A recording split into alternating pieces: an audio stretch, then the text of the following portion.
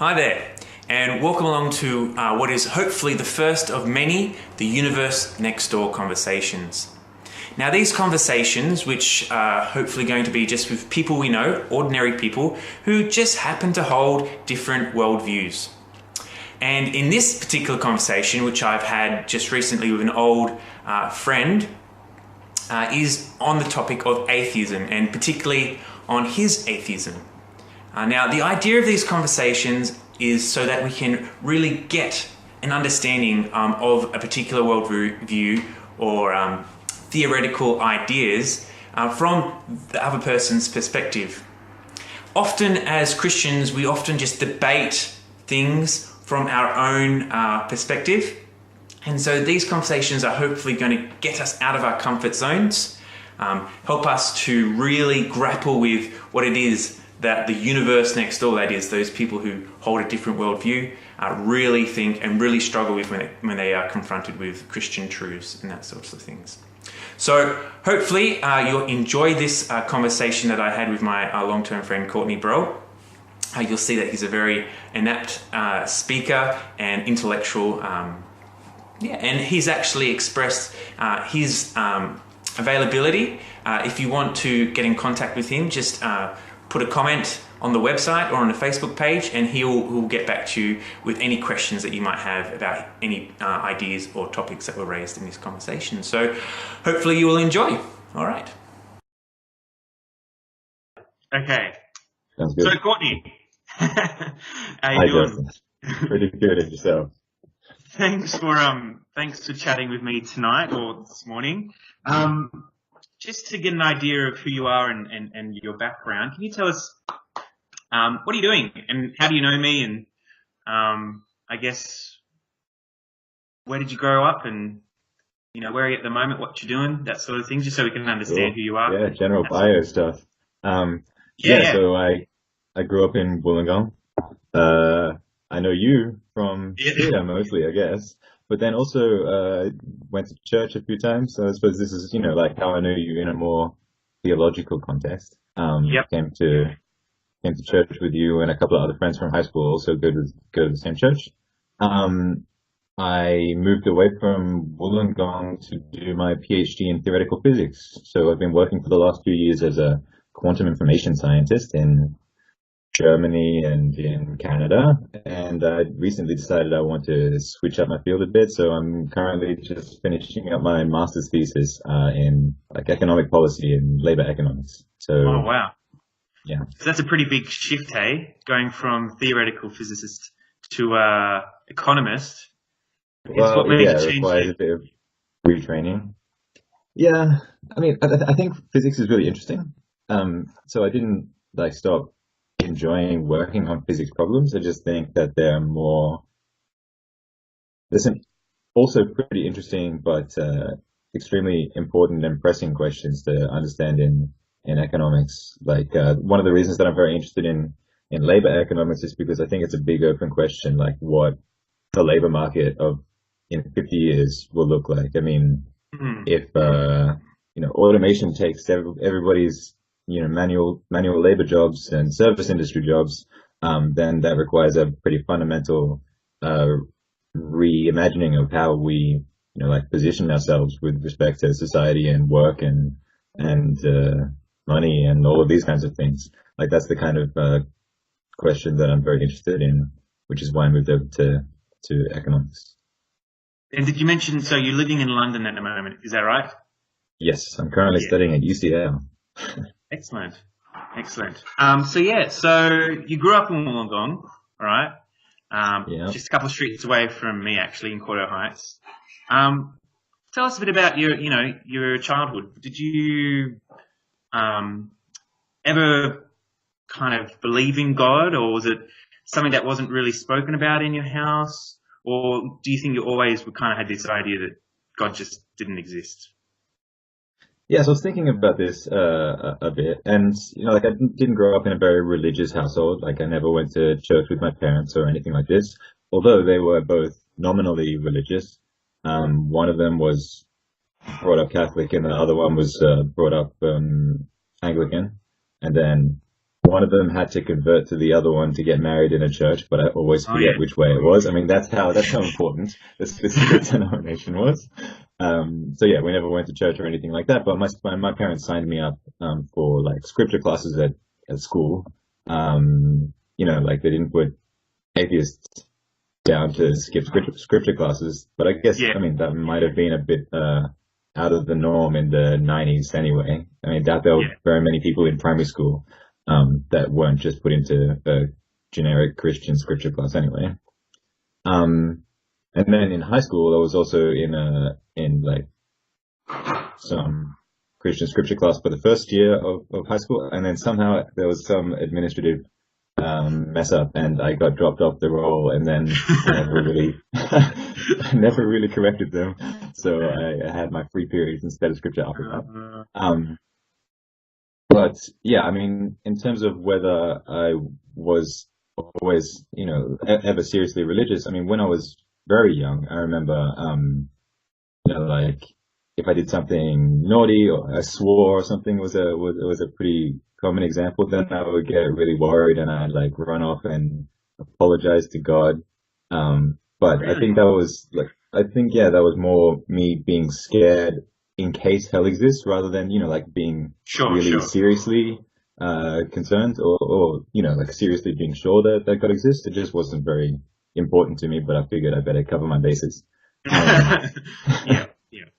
And then, yeah, I don't really remember having specifically deciding at any point, think about whether I was religious or not, but certainly by the middle of high school, I would have thought of myself as, agnostic. Yeah. I guess largely because that seems more easily philosophically defensible than atheist as a label, but I don't think my beliefs have really fundamentally changed since then. I think I'm just more comfortable with the label of atheist. Like I think even when I would have called myself an agnostic, I would have basically been pretty happy to conclude that God doesn't exist. It's just it seems like a more elegant philosophical label, but now I don't think that distinction makes so much difference. Cool. So just kind of reiterate what I hear what you're saying is that agnosticism doesn't necessarily mean that you have to kind of latch on to a particular complete belief system. You can still kind of, like a scientist as much, can say, look, the evidence is pointing this way, but I'm not going to put all my eggs in one basket. Is that what you're kind of saying? Or is it more the fact that, well, I didn't want to be labelled as an atheist simply because that's a hard position to defend?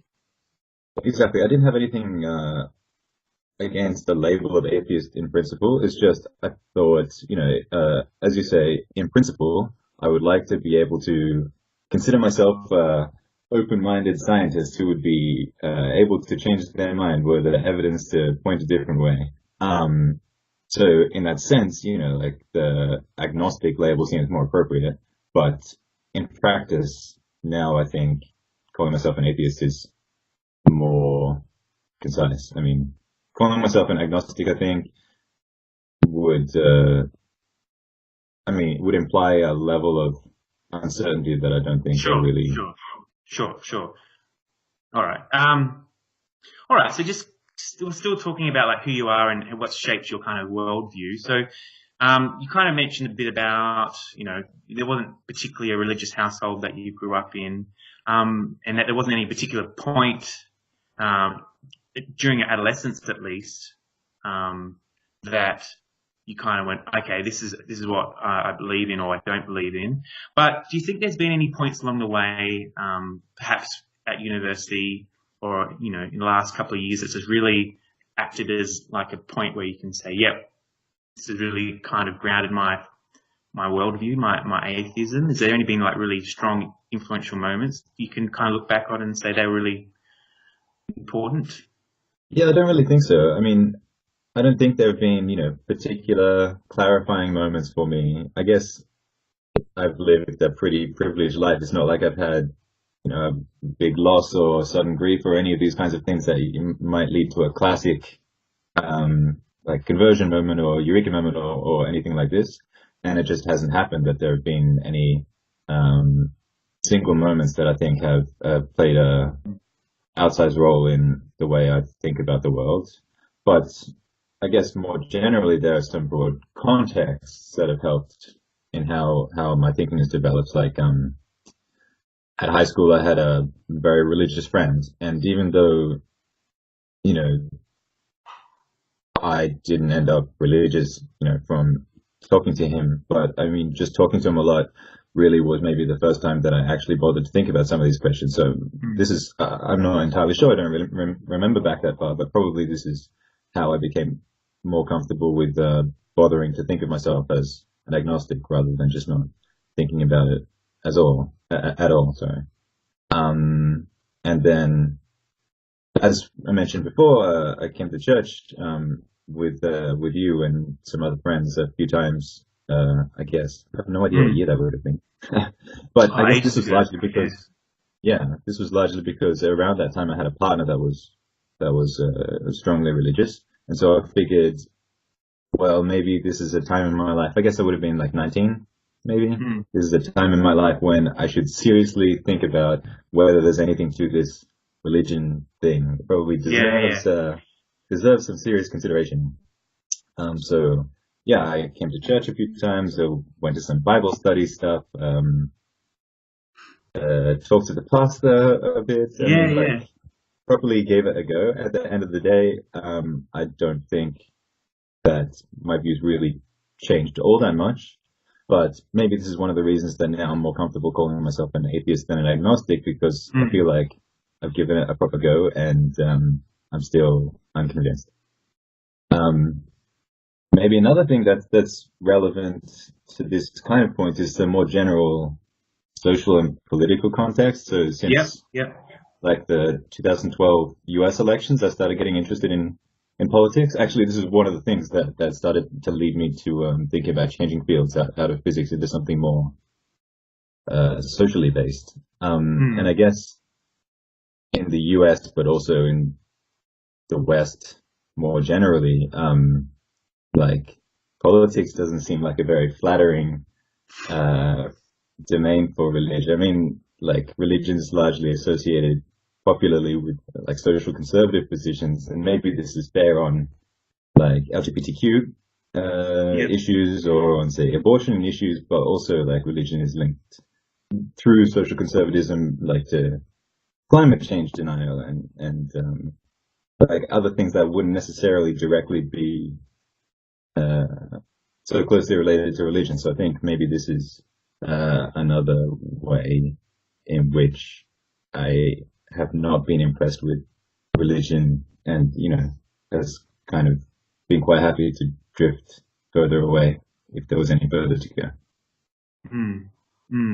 Hearing you talk about religion, what do you think religion is? Could you give us a definition from your perspective? Because I think we both have a very different view of what the term religion refers to. So, for example, I would often say to people, well, you can be religious about a football team. Okay, it's more of a it doesn't necessarily refer to what you actually believe, but in terms of what you do. So in a way, religion is just a practice, let alone a doctrine. Does that kind of what? I'm not sure. I think how I would answer that question would depend heavily on context. Like, of course, I would find it very natural if you said, like you're religious about football, but I suppose I wouldn't take that in the literal sense that I would understand religion. I suppose I would normally understand a religion to involve some kind of supernatural practice, maybe like philosophical questions about one's place in the world. Also, I suppose I distinguish religion from more general spirituality by some kind of organized community, shared cultural practices, these kinds of things, which maybe is more in line with what you were getting at. But I suppose I would need all of those things together in a bundle to call it religion. I mean, in the sense that I meant earlier. Yeah. Okay, cool. No, that's helpful. I think it's helpful just to kind of beyond like understand what we mean by certain words. That's all. Well, yeah, the problem with philosophy is just semantics, right? Yeah, that's right. I think we've already answered that question. All right, okay. Now we're going to start in the juicy ones. So some of the new atheists are quite vocal in their attacks on, Christianity in particular and theism. And I think one of the most, vocal is probably, the late Christopher Hitchens in his book, was it God is Dead, I think, or Religion, How Religion Poisons Everything.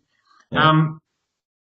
Now, I understand that atheists can vary in their beliefs just as much as Christians or any other type of theists can vary in their beliefs. But would you agree with Christopher Hitchens and some of the other new atheists and some of the things that they're saying, religion poisons everything? Or is your atheism a bit more sympathetic?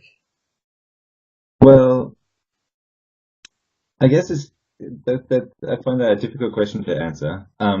Like a more general question that I think we could discuss more carefully is whether I think there's much good in religion.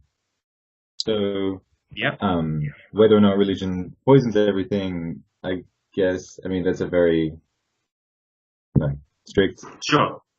question, but I think maybe it's more useful to just discuss whether I think that there's much good to come out of religion, and I'd also break that maybe down into whether or not, into whether there's good, on a social level or on an individual level. So its effects on society at large and on individuals in the way they behave. In terms of whether or not religion has a good place in society generally, or can be a positive force in society. Like, of course, religion has done good things along with bad in the past. It provided most of the social net, at least in Europe, since the fall of the Roman Empire. But, arguably, this is because it was the only, powerful enough social institution that was capable of doing so. And being this irreplaceable institution helped to cement its power.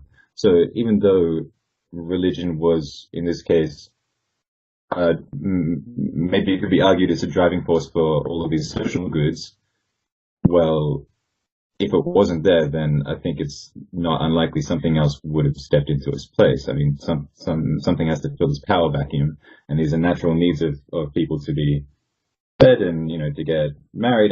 To have some institution at the heart of their life is a thing that's been going on forever, and it's just the case that it happens to have been filled by religion historically. And I think another relevant point to this specifically is that maybe the legacy of religion playing this role historically is not so great. There was a very interesting 538 article a few months ago about the church being in charge of healthcare in some areas of the US. So I suppose this would also be particularly relevant in Ireland, for example. Sure. There's a few places, in Europe and America where the churches still have a large role, say, in education as well as healthcare. Sure. But in these places where the church is effectively crowding out, like the general secular system, then if the church doesn't want to provide a particular service, then this is no longer available to the people there. So because the church has historically been providing healthcare in whatever region of the South, people there now have, trouble accessing some birth control that they might otherwise be able to find. Stuff like this. I think that's just interesting because there was a 538 article on it a little while ago that I was reading. Sure. Yeah. Yeah. Another thing I was thinking about was, there's this argument that because of religion, religion's inspired great art and so on. We wouldn't have the Sistine Chapel if the church hadn't sponsored it, and if religion hadn't been the inspiration for all of these great paintings and so on. But I remember, it really struck me when I was listening to somebody talking about this, and they said, well, if the church wasn't around, maybe the Sistine Chapel wouldn't be there. But if Shakespeare had been employed by the church writing psalms instead, then we wouldn't have Macbeth, right? So it's not so obvious that that it's not the church is playing a role in providing the funds to make this out and so on, but it's not obvious that we wouldn't have an equivalent thing in its place anyway. Mm. Along these kinds of lines, I guess, like having a shared religion, maybe the most important thing that it can provide is, like a sense of community, a shared bonding force for all the people in your society. And especially in the pre-modern world, I suppose, like generally, a lot of societies would have been relatively religiously uniform. This would have been pretty important, but like this sense of having an in-group and an out-group on balance, especially in the modern world where you're in contact with the out-groups a lot more than you would have otherwise been, maybe isn't so beneficial to society at large. So what I'm hearing you say is that one point is that just because Christianity is the driving force of the West, and it has been for the last however long, if we rewound the clock, we might have come up with a completely different major religion simply based on whatever was popular at the time or certain circumstances which just happened to happen, that sort of thing. It wasn't or not even a major religion. I mean, some other institutional organization that doesn't even need to be religious. I mean, historically, it certainly seems to have been the case that religion has been the dominant social institution that took care of all of these kinds of things. I mean, provision of education and healthcare and social security and stuff, as well as being a big contributor to arts and even science. And you could say, well, if it was a different religion, then probably all of that would have run much the same. But also, if it was a different institution that was secular, these are natural things that a society wants and needs, and presumably will be provided regardless of whether there's a religious institution at its heart or a secular institution. I mean, maybe it's more natural for a religious institution to arise in a lot of social circumstances, but I don't think it's important for the provision of these services that it's religious. Okay. So that's kind of saying that basically there's something I guess a part of us humans that we would kind of continue to look after other people and build social structures even if there wasn't that religious institution forcing us to. Is that right? Is that kind of... Well, I guess whoever's in power, whatever institution holds social power, in some ways is obligated to provide healthcare and so on because, well, in the modern world at least, because people expect it. And, well, maybe not in the US, but in the civilized world, people expect it, an education system and all of these kinds of things, but also that it's a status symbol for the power of an institution that is able to, say, make art. I think not even necessarily because people feel, like morally obliged to provide these things. I think just the structure of institutional power, would quite likely lead to the provision of a lot of these services. Okay. No, I like what you're saying, but it's just kind of the flip side to that as well. We just that's kind of hypothetical arm waving. We could never really know. Does that make sense? Well, I mean, we have provision of all of these services without religion now. Yes, it's true, but would we have them to such an extent if there wasn't that Christian foundation or history?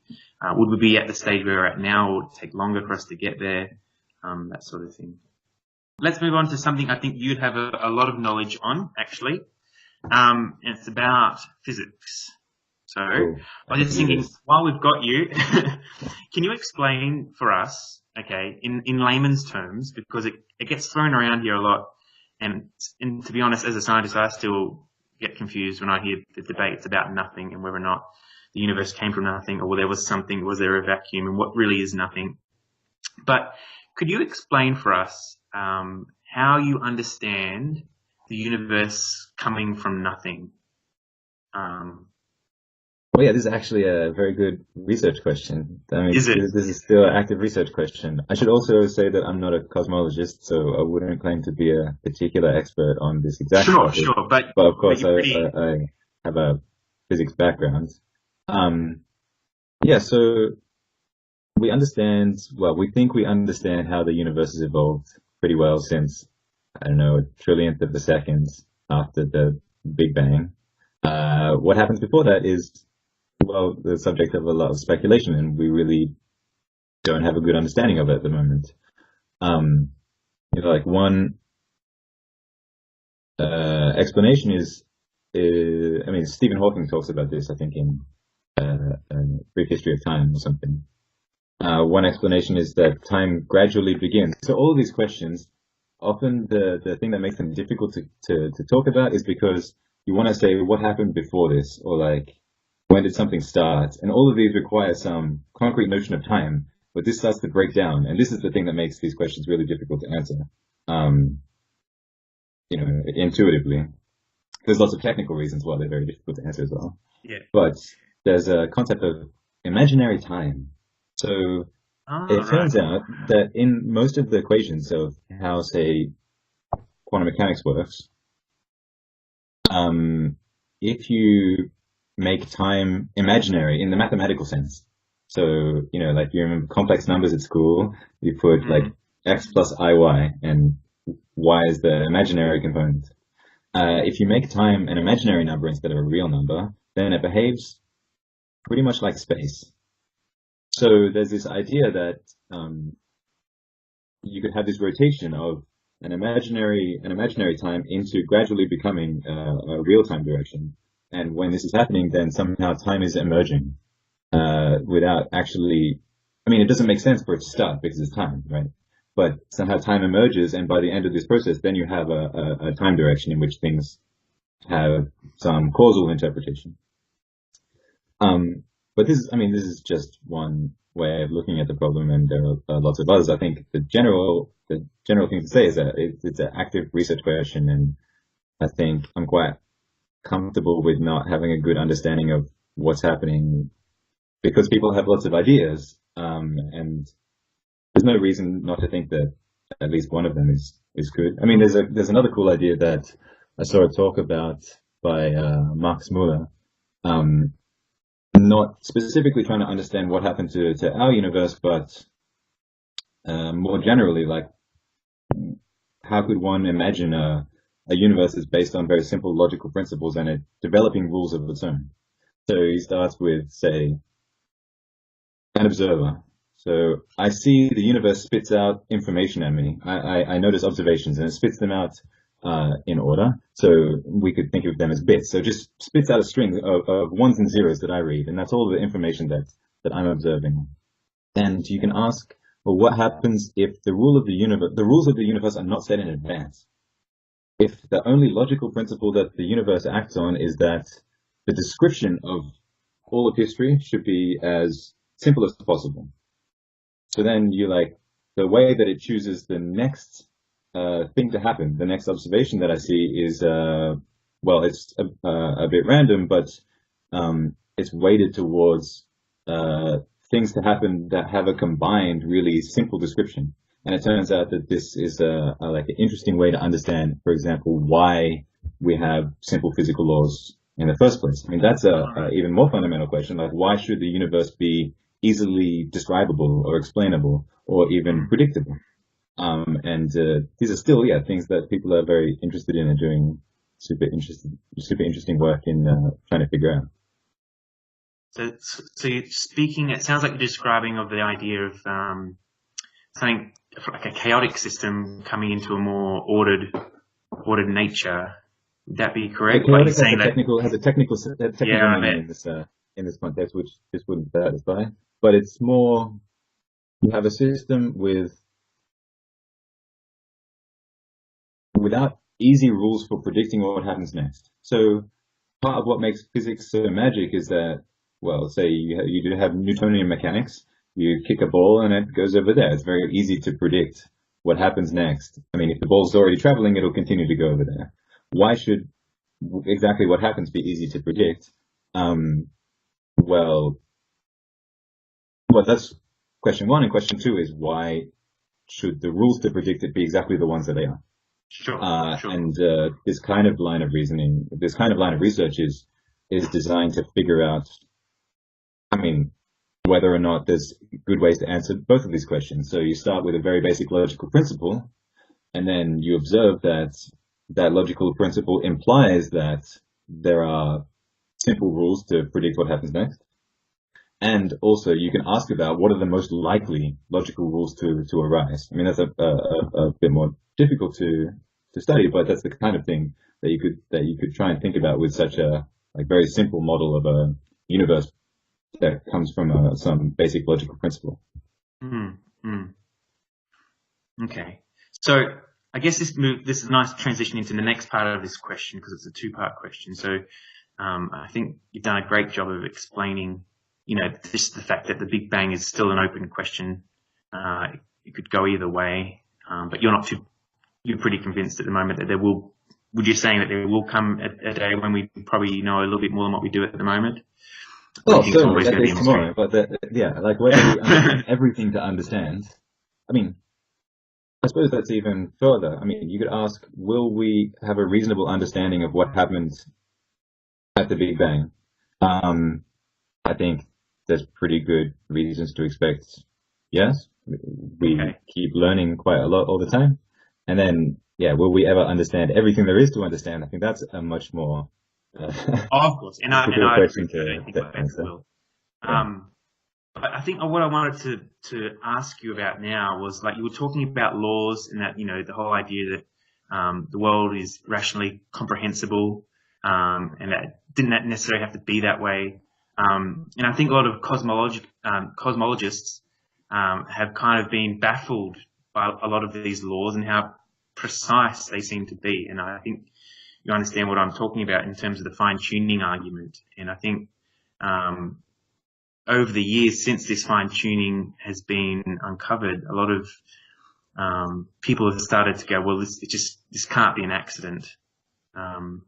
This is just such a improbability that all these such finely tuned properties have just coincided to allow intelligent beings like us to exist. How, as a physicist, how do you explain away these incredible improbabilities all coinciding in this universe, at least? Sure. Yeah, I mean, again, I don't have a big problem with not understanding why these numbers are precisely what they are, or even more generally why the laws are exactly what they are, because the history of science is that we keep revealing the next layer down, and it tells us why the things were the previous layer up. Like in particle physics in the middle of the 20th century, there were just loads of different particles that we knew were there, and we can measure them, and that's about it. But there was no underlying principle as to exactly why these particles were like this, how they were related. And then, like in the 70s, people started coming up with these unified field theory descriptions of the universe, and now now we have a pretty good understanding of where all of the fundamental particles in the universe come from, and it's based on like a very natural symmetry argument, and then you get all of this complexity out of it for free. And I think, there's still a lot of things left in that model that we don't understand, and a lot of them, for example, the particle masses, these are some of these constants that have been finely tuned. They appear to have some relations, but at the moment we have no way of predicting them a priori. We just have to go out into the world and measure them and see where they are. But I think it's pretty likely that there's a good reason for this that doesn't necessarily mean they were fixed by hand. I think the reason is because the underlying theory requires it to be so. We just don't know what that theory is, so we can't predict what they should have been ahead of time.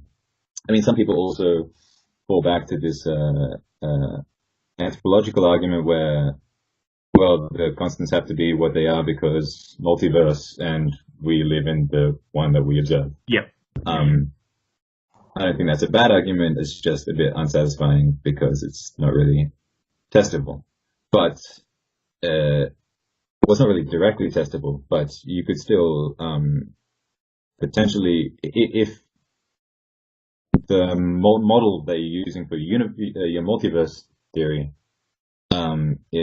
becomes better understood, then maybe it has testable predictions in other areas that might lead me to be more amenable to that. But at the moment, I just don't think there's a good reason to rule out that there's an underlying theory that makes everything the way it is. I mean, that's effectively what I think. At the bottom, there's just physics all the way down, and at the bottom, there's some theory that makes everything else exactly the way it is.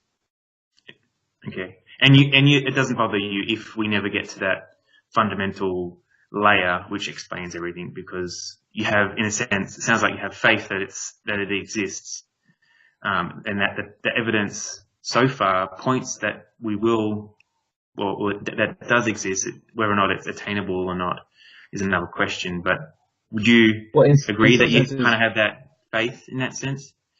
Well, in some sense, if we run out of ideas and the only thing left is like an anthropological principle, then that's kind of a failure to find an underlying theory, in the sense that we can't really test anything. I mean, there's no predictions to be made. We can't go to a different branch of the multiverse and test that it's there.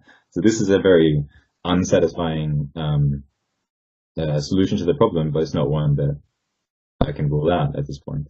Sure. So do you have a more satisfying solution to the fine-tuning argument, or the anthropological argument as you've been describing it? Or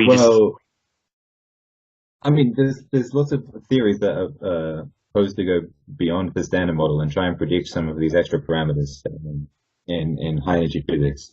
We were hoping that the LHC would give us some guidance as to which ones were good and not. But sorry, what's the LHC? Sorry, the Large Hadron Collider in yes, of course, in Switzerland. Yeah. When this opened in 2014 or something like this, we were all very excited that it would be able to tell us which of these theories that we've been working on for decades. Well, not me personally. People in high energy physics have been working on for decades were true and which ones weren't. So these theories typically make predictions about extra particles that will be able to be created at some particular circumstance that we've just never observed before. But we didn't find anything, so it didn't really help us. So we're still in the situation that we have all of these theories. I mean, it helped to rule out a lot of theories because it didn't produce things that maybe they predicted. But it didn't really give us any concrete guidance on where to go next.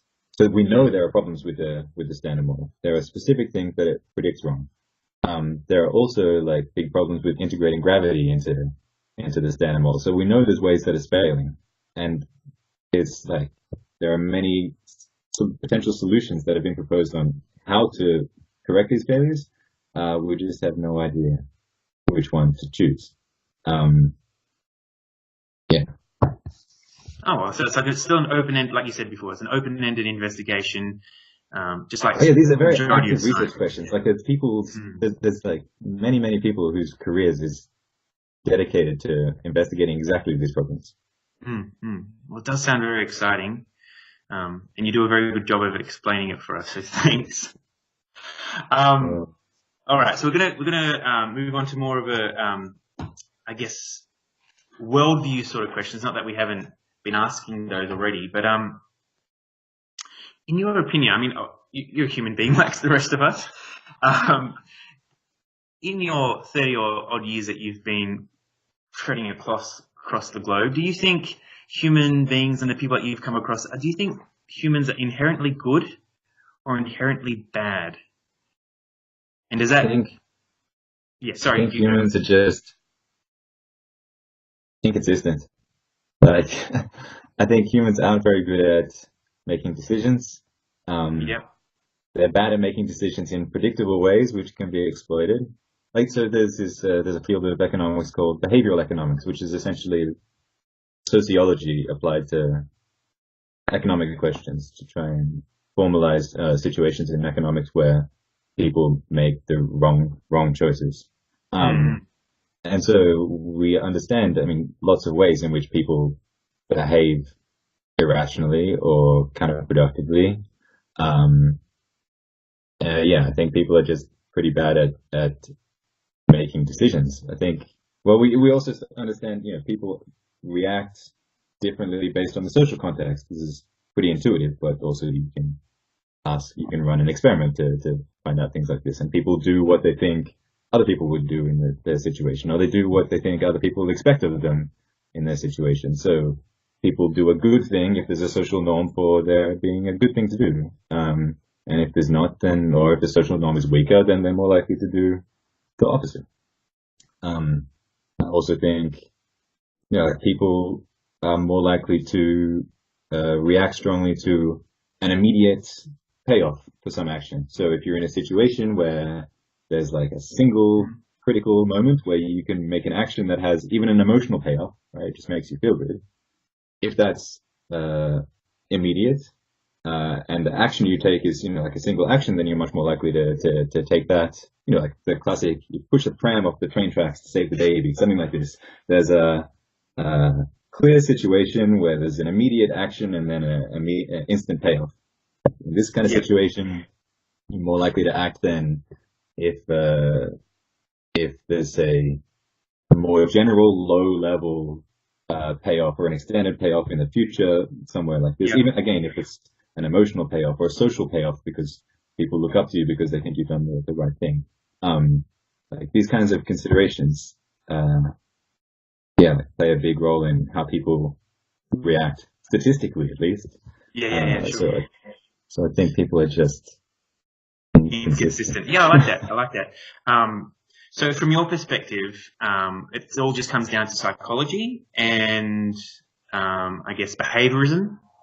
Like it's, these are the kinds of fields that if you want to ask a specific question, then that's the kind of field where you look for the evidence. I mean, you can presumably conduct an experiment that, captures the difference between like short-term emotional payoff and a longer-term payoff, say, or the difference between acting in a situation where there's a strong social norm compared to one where there's not. And people do these experiments, and these are the fields in which the evidence is there. So I don't think this is like, I think good versus bad is maybe just not a precise question. But if you ask a more precise question about how people behave in certain circumstances, then these are questions we can actually answer. Well, at least statistically, we can look at the evidence for how people behave. And of course, you can say, I mean, there's always going to be people that are exceptional and people that don't behave like the model. But if you're asking about people in general, then that's exactly what these experiments are designed to capture. Sure. So I want to tap into what we're talking about and see what you think about free will, because I know we've had lots of conversations before, and I've really enjoyed our conversations and picking your brain about what you think free will is, whether or not we have it, and what it means to be human if we don't have it, that sort of thing, and personally how that affects the way you live your life. If, for example, I'll let you tell us, but what do you think? Do we have free will, and does it matter if we don't? Well, again, I think most of the time that people talk about free will, it's probably a matter of semantics rather than anything else. Like in the sense that I'm a materialist, so I think basically everything is describable by, well, not necessarily modern physics, but at least physics in the sense of some set of rules that governs how everything behaves. And in a picture where you have rules that govern everything, there's not really room for, well, what does this particular human person choose to do in this circumstance? So in that sense, then I would say there's no free will, even if you can then make an argument about, well, the rules by which the universe work can be deterministic or probabilistic. So if they've got a bit of randomness in them, then maybe you can you can squeeze free will in there if you like. But I think this is just playing semantics, and I think in at least one important sense, if you're a materialist, then that implies no free will, just in this particular sense. Okay. But maybe that's not the most useful sense of free will. I mean, deciding whether or not the universe runs on rules, I don't know if that's particularly relevant to what most people think of when they ask if they have free will. So there's a very interesting paper by a guy called Seth Lloyd, who is a quantum information scientist. He has a paper called a Turing test for free will. So his position is not, he's not trying to answer some objective question about whether free will is a real thing or not. He's trying to answer the question about, does a person feel that they have free will? And what does that mean? I mean, he's trying to define a question that has a useful answer. And the way that he defines free will is by saying a decision-making machine. So as a person, I'm modeled as a machine that can make decisions. Yep. I believe I have free will, or I have the impression that I have free will, if I'm not able to predict the results of my decision-making process in advance of actually running the decision-making process. So I always think that I can change my answer later because I can never predict exactly what I'm going to decide to do. This seems like a pretty sensible, subjective definition of free will. And I think that's the kind of very interesting research question that actually has a useful answer rather than just semantics. So in this particular paper, Seth defines free will in this particular way, and then he makes some reasonable arguments about how humans work. For example, that they can compute pretty much anything that a computer can compute, just slower, stuff like this. And then all of this implies immediately that humans can't predict their decisions in advance of actually making them.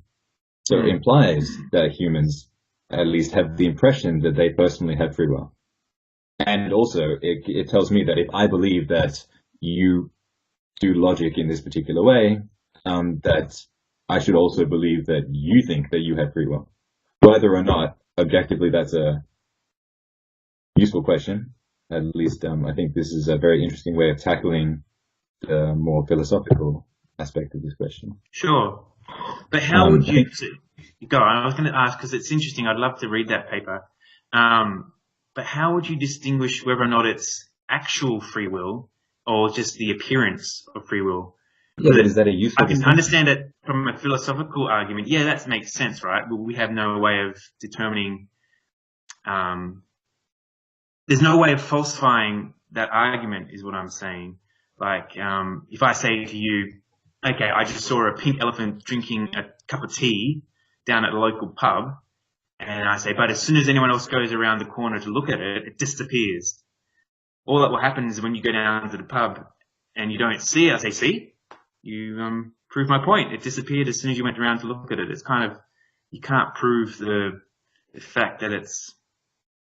Well, actually, so the interesting part of this particular paper is that it does prove that, so it takes, it uses computational complexity theory, and it assumes that you're able to do some generic computation. Like I said, you're able to add numbers and do and OR gates in your head, as slowly as you like, but you're able to do them in principle. So you can basically just do logic.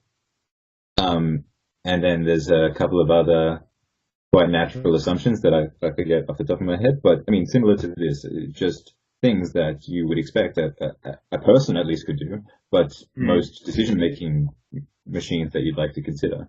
And then if you put all of these assumptions together, they imply that that machine cannot predict in advance what decisions it will make. So in Even some though ways, it's pre-programmed. Okay. Yeah, so this is explaining why humans have the impression that they have free will. Sure. So in that sense, it's a very useful question to ask because it actually explains something precise. Like I think a lot of other questions about, like you asked, do we really have free will or just the impression of free will? I'm not sure that this is a precise enough question to have a useful answer. Okay. If you want to answer that question, then, well, I suppose one answer to give is the one I gave earlier, that if you're a materialist, then you believe everything's run by rules. There's not much room for real free will in some sense of the word. And I think a more general problem in trying to answer this kind of broader question about whether or not free will is real or fundamental or something, as opposed to subjective, is it's difficult to define what a person is without relation to a subjective experience. Like, I don't really know how to define what I am as a entity in a physical theory. I know that I have a subjective experience that I can talk about quite naturally. But if I want to describe, what's the thing that's me, if I'm running a simulation of say Newton's laws and I'm walking around, I mean, atoms are falling in and out of me all the time. In a quantum mechanical sense, we don't even know there's not even a good way to identify, where an atom stops and so on, or even where it is or if it exists. So like there's big problems in just defining what the person is who you're asking if they have free will. Like, I think maybe these two very far separated ways of answering the question are the best that can be done without dissolving into semantics. Like, I never would have thought before I read Seth's paper that there was something interesting to be said about subjective experience of free will as related to computational complexity theory. So I'll be very happy to read something new and interesting that I haven't thought of. But these are the only things that only ways that I am able to really understand the question precisely enough to answer it. So, based on what you've told us tonight, and just your years of exploring these questions, and actually just interacting with myself and other Christians along the way, in your opinion as an atheist, if we can use that term, what makes atheism more appealing than theism or Christianity in particular, just from where you're sitting? Sure, yeah. I mean, I guess as I've alluded to in the last question, I don't really see any good reason to posit the existence of supernatural in the sense that of things that aren't really describable by rules. So I said I'm a materialist. I think that physics describes everything. So there's rules that describe, how the entire universe works. And I don't think there's very many good reasons to suspect otherwise. Like, you might be able to argue that, if you say there's some supernatural phenomena that happens that we can observe and reliably predict what it'll do. If it happens more than once, so we can actually observe it and test it, say, then in some sense it's already describable by rules. So maybe I'm basically ruling out, just by definition, supernatural things by only thinking about things that are testable, say, or observable, and defining supernatural things as things that aren't describable by rules. So, I'm quite happy with physics describing things. I don't think there's a good reason, or there's any, say, empirical evidence for supernatural things, if there even could be. So then it becomes a bit more of a semantic exercise as to whether or not there's a God, right? You could define some prime mover as God, but is that really a useful thing to do? Again, in some sense, the prime mover here is part of the rule set, or at least describable by the rule set. It does a specific thing, and why shouldn't I just think of that as being part of physics? Sure. Is there anything useful to be gained from positing this, from calling this specific part of the rule set God or supernatural or religion or anything like this? So I think that's one fundamental issue I have thinking about non-materialism generally. Sure. And then more specifically, I mean, you can ask about whether or not Christianity specifically or Catholicism specifically is the correct religion. And then I think you're in even more problems because you have many other competing religions with, well, I'm sure you would disagree with this, but I mean, from an outsider's perspective, with similarly credible claims to be true, and no real way to distinguish them. I mean, I figure if there is a good way of distinguishing them, maybe I can't see it, but then you would expect a lot more conversions to whichever is the correct religion, and this is just not a thing that really seems to happen. So people seem to be psychologically inclined, and this seems as good an explanation for why people are religious in the first place as any, rather than it having some particular truth value. So yeah, I think it's difficult to argue that one particular religion is the correct one. Well, I think it's much more difficult to argue that even than whether there's some religion at all. I mean, I suppose when I was talking earlier, effectively I was talking about deism, and then if you require an interventionist deist God, then yeah, if you somehow can't describe that if you can't observe that and empirically test that, then in what sense did it really happen? And then even further from that, yeah, how do you narrow down your choices of religion even after you've gotten to a theist position is very difficult to do. Yeah. Okay. So what I'm hearing is that it all comes down to, I guess, intellectual credibility, which is fair. Like from your perspective, and you've done actually, I'd agree that you've actually done a lot of investigation into Christianity. Like you've spent a lot of time in my old church down in Victory, talking to people, like you said earlier, genuinely investigating the claims, not leaving any stone unturned. So I guess after, and it sounds like you've kind of still said, okay, even though I've done that investigation, I'm still pretty confident that all religions are the same, in a sense. Is that true? Well, I suppose I can't really claim that for the reason that I haven't really studied any other religions in anywhere near as much detail. But I don't get a strong sense that Christianity has a special claim, say. I mean, I'm sure you and probably other people at your apologetics group will say there's good historical evidence for Jesus, and the New Testament is especially well documented for a historical book and so on, but I don't find these claims particularly convincing that Christianity is special compared to, I don't know, Islam or Buddhism or whatever. Yeah.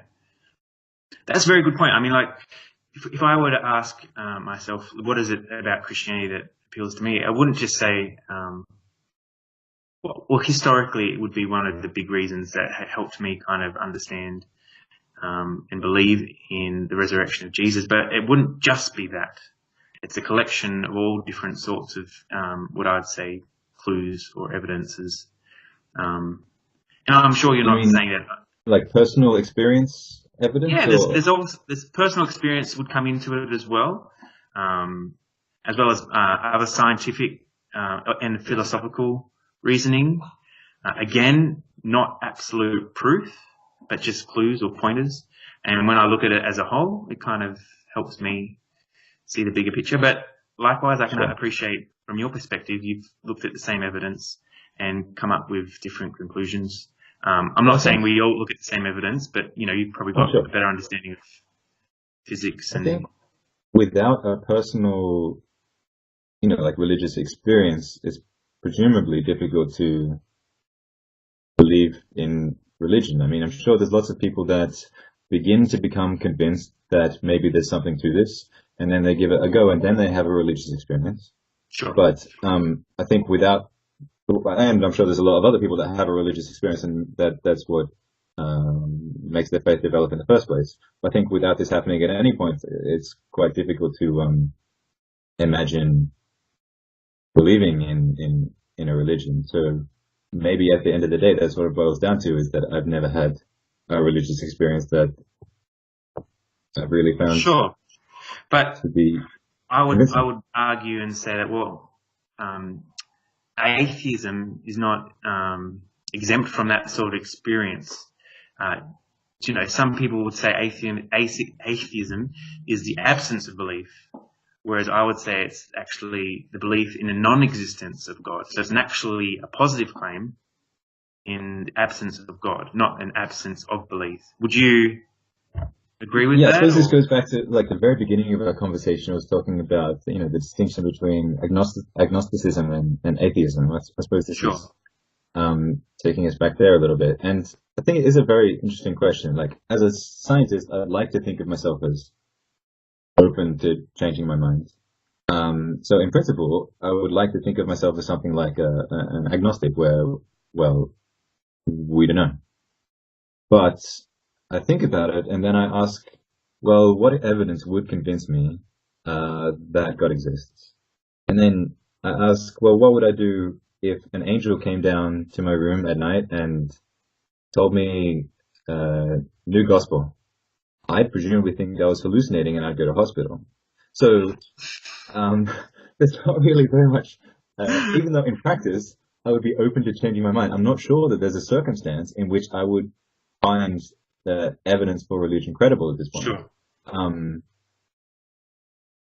And I mean, that's a difficult realization to have when you like to think of yourself as open-minded and Yep. But so I remember last time we talked, actually, one of the things that I could find is slightly more reasonable is if we end up contacting a bunch of alien civilizations and they all end up being Christian as well. Maybe this would be more along the lines of the evidence that I would be able to accept. But Yep. like, this is a very contrived example, and I'm not sure. Like, this is just something that actually bothers me a lot. What would it take to convince me? And is there anything? I mean, that's something I'm not entirely sure of, but I think it's an important question to at least think about.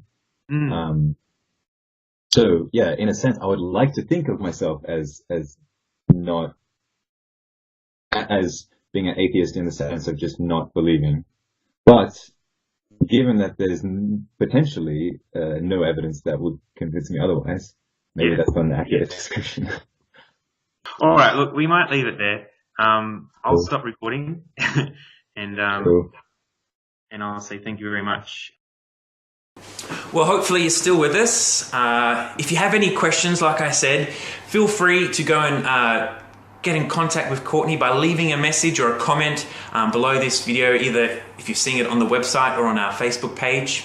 Courtney has expressed several times that he's more than happy to try and explain or just communicate and have dialogue with us as a group. So I really want to thank him for his openness and contribution to our journey, in understanding what atheism looks like from another person or another worldview's perspective. On that note, you should be aware of our next meeting, which is happening this Sunday, the 9th of September, and where we're going to be looking at the new atheists, what it is they believe and why they are becoming so influential. So please head on down to St. Barnabas Church between 3 and 5, where we're going to have a nice little roundtable discussion and training session so we can better understand some of the things that we were talking about with Courtney and other atheists that we know. All right, we'll hopefully see you there.